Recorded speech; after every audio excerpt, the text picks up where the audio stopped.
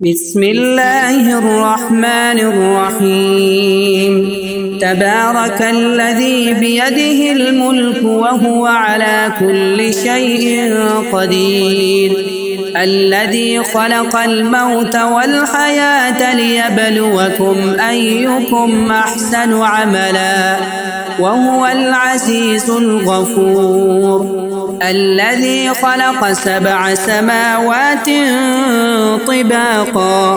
ما ترى في خلق الرحمن من تفاوت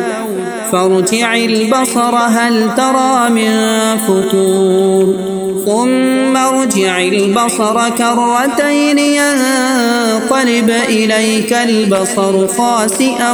وهو حسير ولقد زينا السماء الدنيا بمصابيح وجعلناها رجوما للشياطين وأعتدنا لهم عذاب السعير وللذين كفروا بربهم عذاب جهنم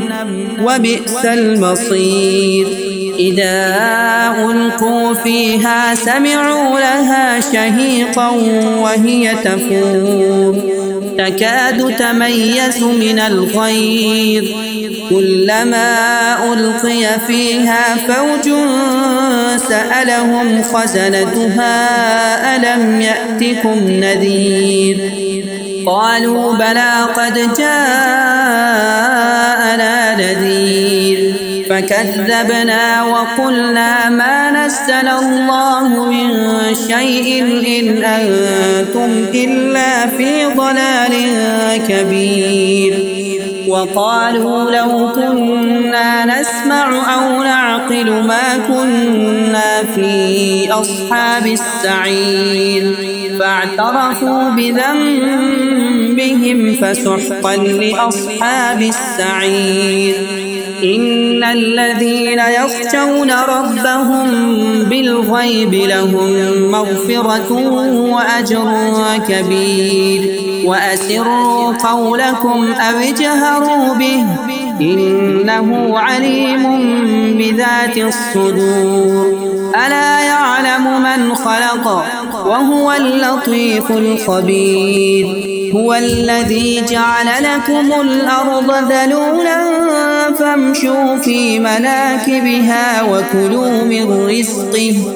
وإليه النشور أأمنتم من في السماء أن يخسف بكم الأرض فإذا هي تمور أم أمنتم من في السماء أن يرسل عليكم حاصبا فستعلمون كيف نذير ولقد كذب الذين من قبلهم فكيف كان نكير أولم يروا إلى الطير فوقهم صافات ويقبض ما يمسكهن إلا الرحمن إنه بكل شيء بصير أمن هذا الذي هو جند لكم ينصركم من دون الرحمن إن الكافرون إلا في غرور أمن هذا الذي يرزقكم إن أمسك رزقه بل لجوا في عتو ونفور أفمن يمشي مكبا على وجهه أهدى أمن يمشي سويا على صراط مستقيم قل هو الذي أنشأكم وجعل لكم السمع والأبصار والأفئدة قليلا ما تشكرون قل هو الذي ذرأكم في الأرض وإليه تحشرون ويقولون متى هذا الوعد إن كنتم صادقين قل إنما العلم عند الله وإنما أنا نذير مبين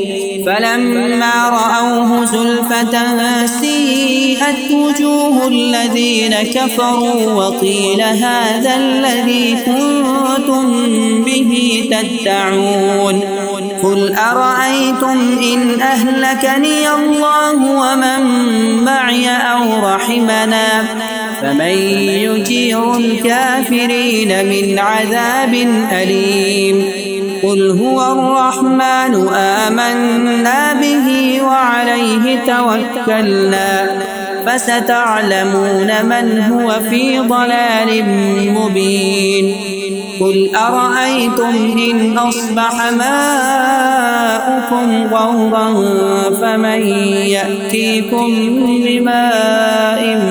معين